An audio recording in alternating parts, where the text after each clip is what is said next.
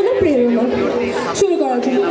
আবৃত্তি করছি কবি শেখ মাহফুজুল ইসলামের দুই জননী কাব্য কবিতা।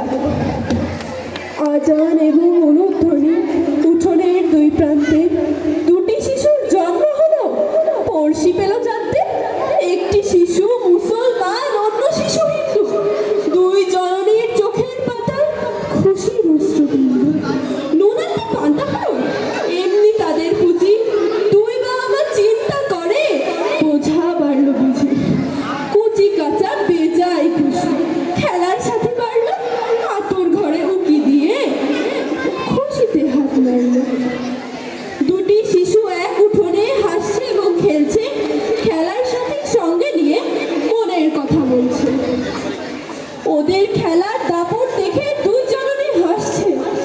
জোড়া মানিক বলে দুজন ভীষণ ভালোবাসছে। বিদ্যা বুদ্ধি জ্ঞান গরিমায় দুটি ছেলেই ভক্ত।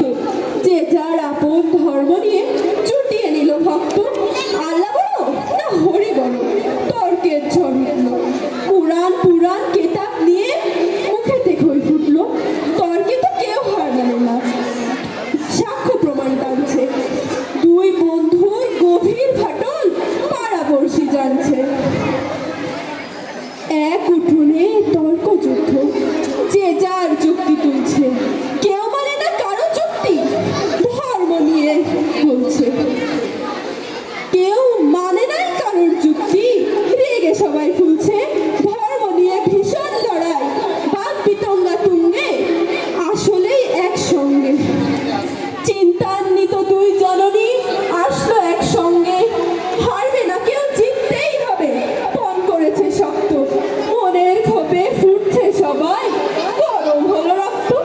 ঘৃণা রোষের চোটে দ্বন্দ্ব যখন বাঁধলো, দুই ঘরের দুই জননী গলা ধরে কাঁদলো।